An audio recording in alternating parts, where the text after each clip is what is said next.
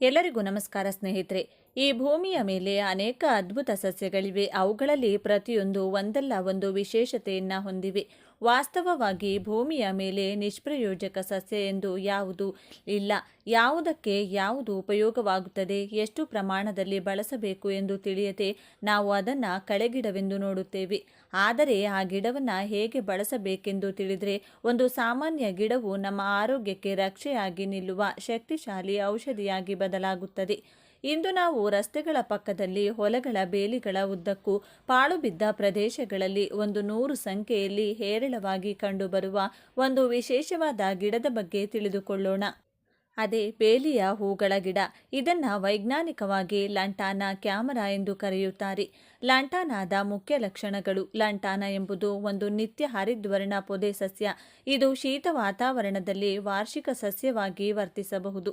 ಅದರ ಹೂಗಳನ್ನು ಗೊಂಚಲುಗಳಲ್ಲಿ ಗುಂಪು ಮಾಡಲಾಗಿದೆ.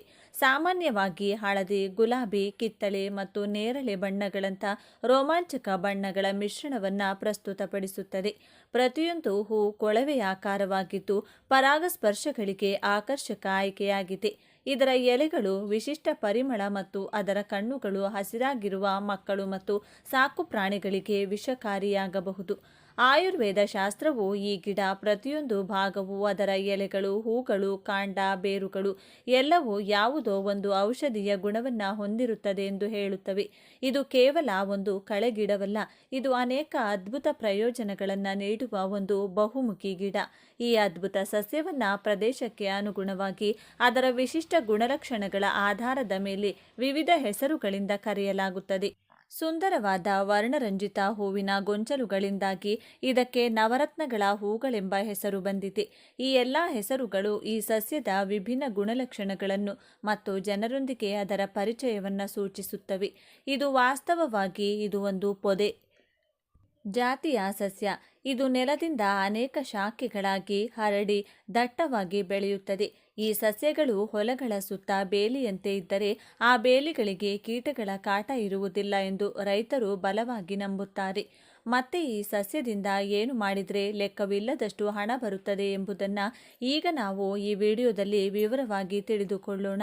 ಅದಕ್ಕೂ ಮುಂಚೆ ನೀವಿನ್ನು ಚಾನಲ್ಗೆ ಸಬ್ಸ್ಕ್ರೈಬ್ ಆಗಿಲ್ಲ ಅಂದರೆ ಈಗಲೇ ಸಬ್ಸ್ಕ್ರೈಬ್ ಆಗಿ, ಹಾಗೆ ವಿಡಿಯೋಗೆ ಲೈಕ್ ಮಾಡಿ, ವಿಡಿಯೋ ಸ್ಕಿಪ್ ಮಾಡದೆ ಕೊನೆ ತನಕ ನೋಡಿ. ಹಾಗೆ ನಿಮ್ಮ ಜಿಲ್ಲೆ ಯಾವುದು ಅಂತ ಕಮೆಂಟ್ ಮಾಡಿ. ಚಿನ್ನಕ್ಕಿಂತಲೂ ಅಮೂಲ್ಯವಾದ ಈ ಸಸ್ಯವು ಎಲ್ಲಿ ಕಂಡರೂ ಅದನ್ನು ಬಿಡಬೇಡಿ. ಲೆಕ್ಕವಿಲ್ಲದಷ್ಟು ಸಂಪತ್ತು ಬರುತ್ತದೆ ಎಂದು ಪರಿಹಾರ ಶಾಸ್ತ್ರ ಹೇಳುತ್ತದೆ. ಬೇಲಿಯ ಹೂಗಳ ಗಿಡಗಳು ರಸ್ತೆಗಳ ಎರಡೂ ಬದಿಗಳಲ್ಲಿರುವ ಖಾಲಿ ಜಾಗಗಳಲ್ಲಿ ಇವು ಚೆನ್ನಾಗಿ ಬೆಳೆಯುತ್ತವೆ. ಇವುಗಳ ಹೂಗಳು ನೋಡಿದ ತಕ್ಷಣ ಎಲ್ಲರನ್ನೂ ಆಕರ್ಷಿಸುತ್ತವೆ. ಒಂದೇ ಹೂವಿನ ಗುರುತುಗಳಲ್ಲಿ ಅನೇಕ ಬಣ್ಣಗಳ ಹೂಗಳಿರುವುದು ಈ ಗಿಡದ ವಿಶೇಷತೆ. ಈ ಬಣ್ಣದ ಹೂಗಳು ಮಕ್ಕಳನ್ನು ಬಹಳ ಆಕರ್ಷಿಸುತ್ತವೆ. ಮಕ್ಕಳು ಈ ಹೂಗಳಿಂದ ವಿವಿಧ ಆಟಗಳನ್ನು ಆಡುತ್ತಾರೆ. ಈ ಹೂಗಳು ನೋಡಲು ಬಹಳ ಸುಂದರವಾಗಿ ಕಾಣುತ್ತವೆ. ಗದ್ದೆಗಳಿಗೆ ರಕ್ಷಣೆಯಾಗಿ ಬೇಲಿಗಳಾಗಿ ಇವುಗಳನ್ನು ಬಳಸುತ್ತಾರೆ. ಈ ಹೂಗಳಲ್ಲಿರುವ ಜೇನನ್ನ ಪಕ್ಷಿಗಳು, ಜೇನುನೊಣಗಳು, ಚಿಟ್ಟೆಗಳು ಸೇವಿಸುತ್ತವೆ. ಚಿಟ್ಟೆಗಳು ಈ ಗಿಡದ ಮೇಲೆ ಕುಳಿತಾಗ ಆ ದೃಶ್ಯ ನೋಡುವವರಿಗೆ ಬಹಳ ಸುಂದರವಾಗಿ ಕಾಣುತ್ತದೆ. ಈ ಸಸ್ಯಕ್ಕೆ ನಮ್ಮ ಪರಿಹಾರ ಶಾಸ್ತ್ರದಲ್ಲಿ ಬಹಳ ಪ್ರಾಮುಖ್ಯತೆ ಇದೆ. ಅಮಾವಾಸ್ಯೆಯ ದಿನ ಅಥವಾ ಹುಣ್ಣಿಮೆಯ ದಿನ ಈ ಗಿಡದ ಸಣ್ಣ ಕೊಂಬೆಗಳನ್ನು ತಂದು ಮನೆಯ ಪ್ರವೇಶ ದ್ವಾರದಲ್ಲಿ ಕಟ್ಟೋದ್ರಿಂದ ಅಥವಾ ಮನೆಯ ಮುಂದೆ ಅಂದರೆ ಗೇಟ್ ಬಳಿ ಇಡುವುದರಿಂದ ನರದೋಷ, ಕೆಟ್ಟ ದೃಷ್ಟಿ ಅಥವಾ ಕೆಟ್ಟ ಶಕ್ತಿಗಳ ಪ್ರಭಾವ ದೂರವಾಗುತ್ತದೆ. ಮುಖ್ಯವಾಗಿ ನಕಾರಾತ್ಮಕ ಶಕ್ತಿಗಳಿಂದ ಮನೆಯನ್ನು ರಕ್ಷಿಸಲು ಈ ಕೊಂಬೆಗಳನ್ನು ರಕ್ಷಣಾ ಕವಚವೆಂದು ಪರಿಗಣಿಸಲಾಗುತ್ತದೆ. ಶತ್ರುಗಳಿಂದ ರಕ್ಷಣೆ ಪಡೆಯಲು ಈ ಸಸ್ಯದ ಬೇರನ್ನು ಸಂಗ್ರಹಿಸಿ ಆ ಬೇರನ್ನು ಸ್ವಚ್ಛವಾಗಿ ತೊಳೆದು ಧೂಪ ತೋರಿಸಿ ನಂತರ ಆ ಬೇರನ್ನು ತಾಯ್ತದಲ್ಲಿ ಇಟ್ಟು ಅದನ್ನು ಕುತ್ತಿಗೆಗೆ ಧರಿಸಿದರೆ ಶತ್ರುಗಳಿಂದ ರಕ್ಷಣೆ ಸಿಗುತ್ತದೆ. ಆದರೆ ಇದು ಬಹಳ ಗೌಪ್ಯವಾದ ವಿಧಾನವಾಗಿದ್ದರಿಂದ ಯಾರಿಗೂ ಹೇಳದೆ ಈ ತಾಯ್ತಗಳನ್ನು ಧರಿಸಬೇಕು.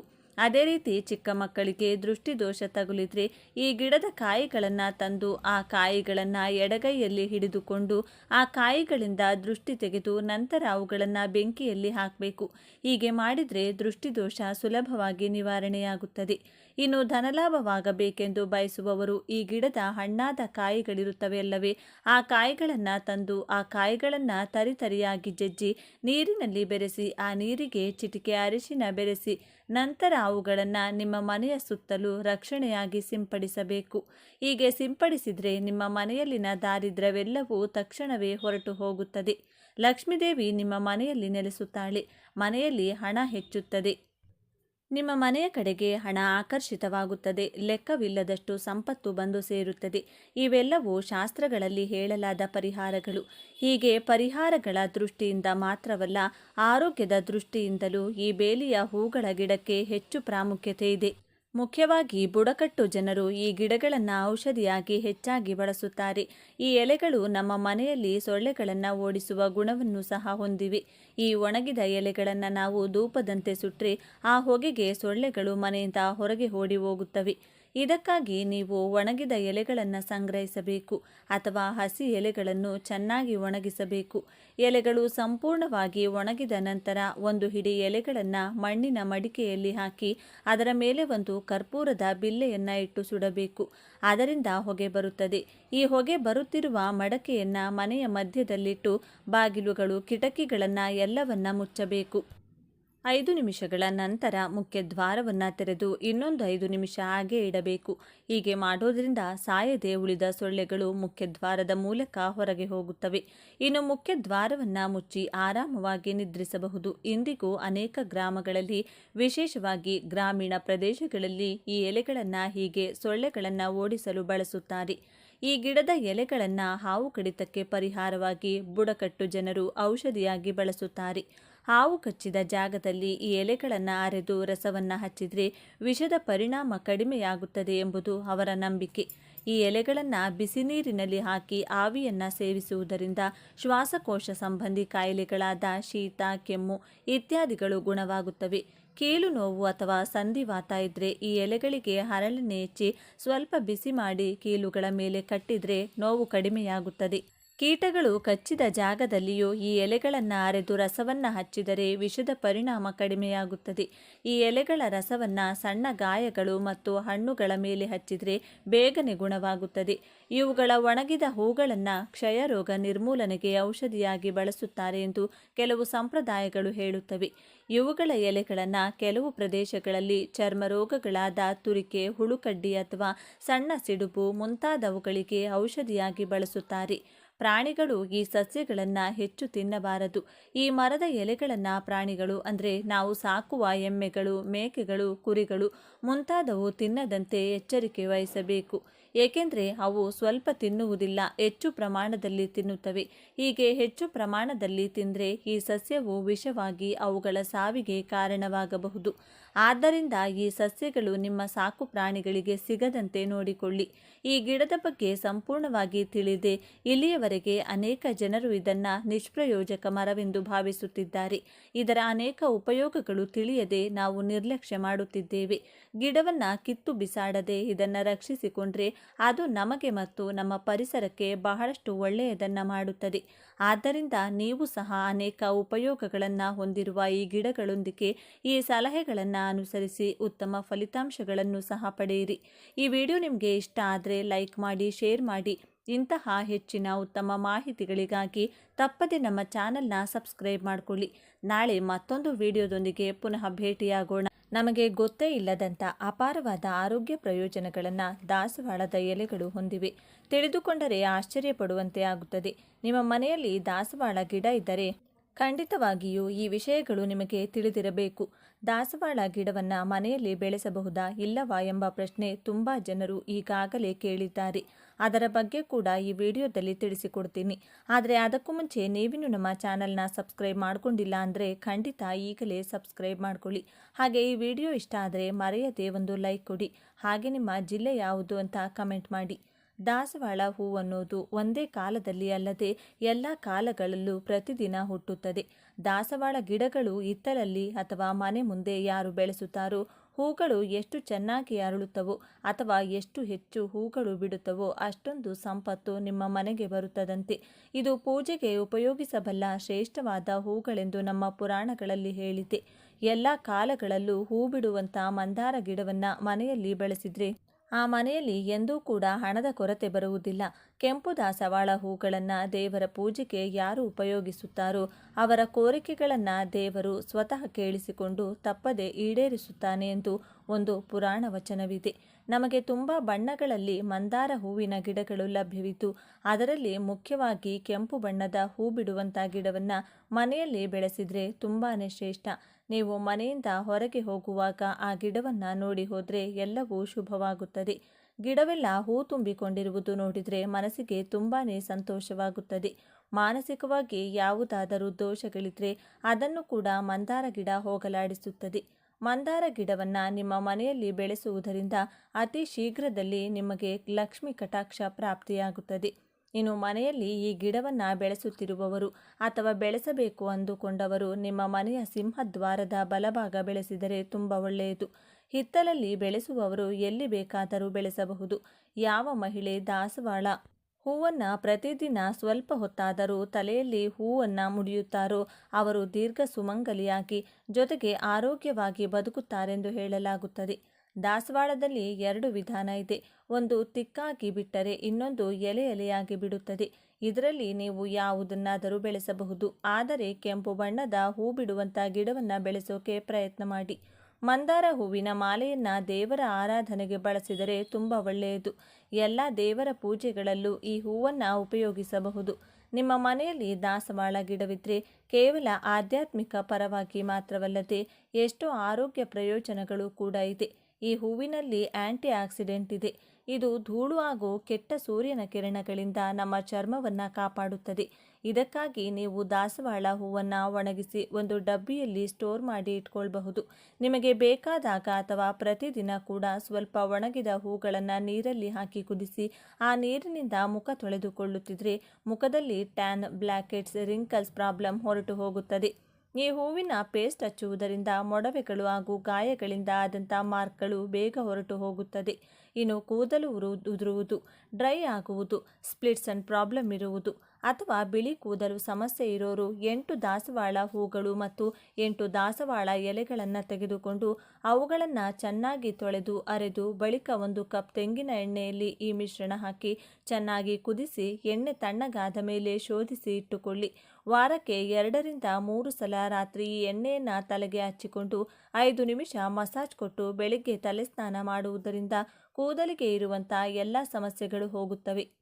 ಇತ್ತೀಚೆಗೆ ಬಿಳಿ ಕೂದಲಿನ ಸಮಸ್ಯೆ ಹೆಚ್ಚಾಗಿದೆ. ಬೇಗನೆ ಇದಕ್ಕೆ ಪರಿಹಾರ ಬೇಕು ಅಂದರೆ 1 ಹಿಡಿ ದಾಸವಾಳ ಎಲೆಗಳನ್ನು ತೆಗೆದುಕೊಂಡು ತೊಳೆದು ಚೆನ್ನಾಗಿ ಅರೆದು ಅದರಲ್ಲಿ 4 ಟೀ ಸ್ಪೂನ್ ಮೊಸರು ಮಿಕ್ಸ್ ಮಾಡಿ ಅದನ್ನು ಕೂದಲಿಗೆ ಹಚ್ಚಿಕೊಂಡು 1-2 ಗಂಟೆಗಳು ಬಿಟ್ಟು ತಲೆ ಸ್ನಾನ ಮಾಡಿಕೊಳ್ಳಬೇಕು.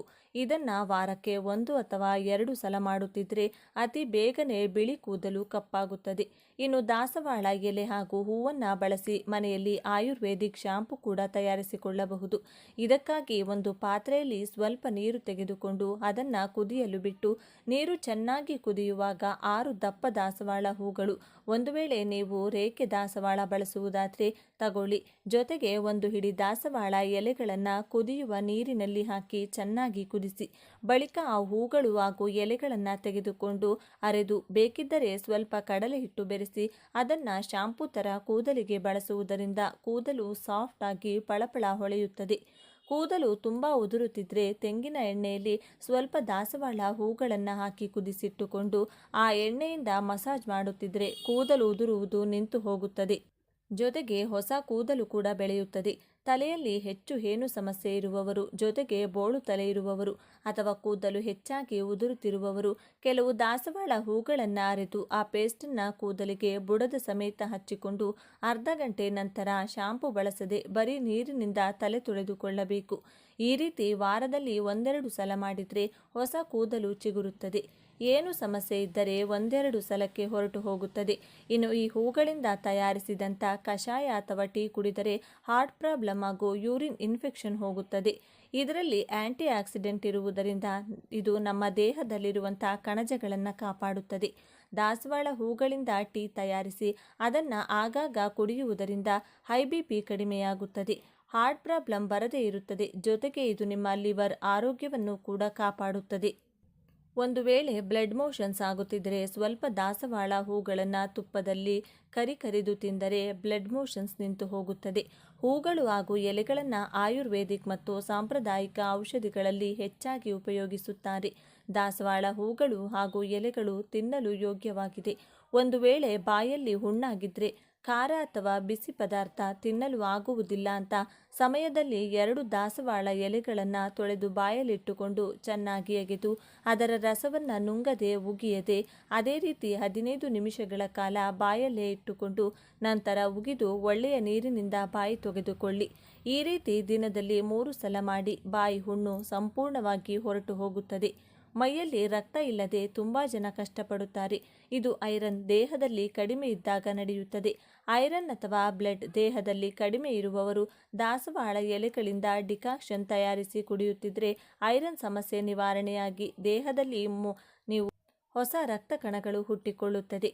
ಹೊಟ್ಟೆಯಲ್ಲಿ ಗ್ಯಾಸ್ ಸಮಸ್ಯೆ ಅಥವಾ ಜೀರ್ಣಶಕ್ತಿ ಸರಿಯಾಗಿ ಆಗದಿರುವವರು ಬೆಳಿಗ್ಗೆ ಖಾಲಿ ಹೊಟ್ಟೆಯಲ್ಲಿ 2 ದಾಸವಾಳ ಎಲೆಗಳನ್ನು ತಿಂದು 1 ಲೋಟ ಬೆಚ್ಚಗಿರುವ ನೀರು ಕುಡಿಯುವುದರಿಂದ ನಿಮ್ಮ ಮೈಯಲ್ಲಿರುವಂತಹ ಹಾನಿಕಾರಕ ಅಥವಾ ವಿಷಕಾರಕ ಪದಾರ್ಥಗಳನ್ನು ಹೊರಗೆ ಕಳಿಸುವ ಮೂಲಕ ಜೀರ್ಣಶಕ್ತಿಯನ್ನು ಹೆಚ್ಚು ಮಾಡುತ್ತದೆ. ಹೊಟ್ಟೆಯೊಳಗೆ ತುಂಬ ರೀತಿಯಾದ ಹುಳಗಳಿರುತ್ತವೆ. ಅದರಲ್ಲಿ ಕೆಲವು ನಮಗೆ ಒಳ್ಳೆಯದು ಮಾಡಿದರೆ, ಜಂತು ಹುಳುಗಳಂತೂ ಕೆಲವು ಹುಳುಗಳು ನಮ್ಮ ಹೊಟ್ಟೆಯನ್ನು ಆರೋಗ್ಯವನ್ನು ಹಾಳು ಮಾಡುತ್ತದೆ. ಜಂತು ಹುಳುಗಳು ಅಥವಾ ಹೊಟ್ಟೆಯಲ್ಲಿರುವಂಥ ಕೆಟ್ಟ ಹುಳಗಳು ಸಾಯಲು ದಾಸವಾಳ ಎಲೆಗಳಿಂದ ಚಟ್ನಿ ತಯಾರಿಸಿ ಆಗಾಗ ತಿನ್ನುತ್ತಿರಬೇಕು. ಜ್ವರ ಅಥವಾ ಕೆಮ್ಮು ಹೋಗಲು ದಾಸವಾಳ ಬೇರನ್ನು 10 ಗ್ರಾಂನಷ್ಟು ತೆಗೆದುಕೊಂಡು 2 ಲೋಟ ಅಥವಾ 1 ಲೋಟ ನೀರಿಗೆ ಹಾಕಿ ಆ ನೀರನ್ನು 1/4 ಭಾಗ ಆಗುವವರೆಗೂ ಚೆನ್ನಾಗಿ ಕುದಿಸಿ ಅದು ಬೆಚ್ಚಗಿರುವಾಗಲೇ ಕುಡಿದರೆ ಸರಿ ಹೋಗುತ್ತದೆ. ಹೆಂಗಸರಿಗೆ ವೈಟ್ ಡಿಸ್ಚಾರ್ಜ್ ಸಮಸ್ಯೆ ಇದ್ದರೆ ಅಂಥವರು ಬೆಳಿಗ್ಗೆ ಖಾಲಿ ಹೊಟ್ಟೆಯಲ್ಲಿ 2 ದಾಸವಾಳ ಹೂಗಳನ್ನು ತಿಂದು 1 ಲೋಟ ನೀರು ಕುಡಿದು ಅರ್ಧ ಗಂಟೆ ಏನೂ ತಿನ್ನದೇ ಇದ್ದರೆ ಆ ವೈಟ್ ಡಿಸ್ಚಾರ್ಜ್ ಸಮಸ್ಯೆ ಬೇಗನೆ ಹೊರಟು ಹೋಗುತ್ತದೆ. ಒಂದು ವೇಳೆ ಮುಟ್ಟಾದಾಗ ಹೆಚ್ಚು ರಕ್ತಸ್ರಾವ ಆಗುತ್ತಿದ್ದರೆ 2 ದಾಸವಾಳ ಹೂಗಳನ್ನು ಸ್ವಲ್ಪ ನೀರು ಹಾಕಿ ಹರಿದು ಆ ಪೇಸ್ಟನ್ನು ಮುಟ್ಟಾದ ಸಮಯದಲ್ಲಿ ತಿನ್ನುತ್ತಿದ್ದರೆ ಅಧಿಕ ರಕ್ತಸ್ರಾವ ಆಗುವುದಿಲ್ಲ. ಹಾಗಾಗಿ ಸ್ನೇಹಿತರೆ, ಇಂಥ ಅದ್ಭುತವಾದ ದಾಸವಾಳ ಗಿಡವನ್ನು ಮನೆಯಲ್ಲಿ ಬೆಳೆಸುವುದರಿಂದ ಇಷ್ಟೊಂದು ಪ್ರಯೋಜನಗಳು ನಮಗೆ ಸಿಗುತ್ತವೆ. ಹಾಗಾಗಿ ಆಲಸ್ಯ ಮಾಡದೆ ಈ ಗಿಡವನ್ನು ಬೇಗನೆ ನಿಮ್ಮ ಮನೆಗೆ ತಂದುಕೊಳ್ಳಿ. ಈ ವಿಡಿಯೋ ಇಷ್ಟ ಆದರೆ ಲೈಕ್ ಮಾಡಿ, ಶೇರ್ ಮಾಡಿ. ಇಂಥ ಹೆಚ್ಚಿನ ಉತ್ತಮ ಮಾಹಿತಿಗಳಿಗಾಗಿ ತಪ್ಪದೇ ನಮ್ಮ ಚಾನಲ್ನ ಸಬ್ಸ್ಕ್ರೈಬ್ ಮಾಡಿಕೊಳ್ಳಿ. ನಾಳೆ ಮತ್ತೊಂದು ವಿಡಿಯೋದೊಂದಿಗೆ ಪುನಃ ಭೇಟಿಯಾಗೋಣ. ಧನ್ಯವಾದಗಳು.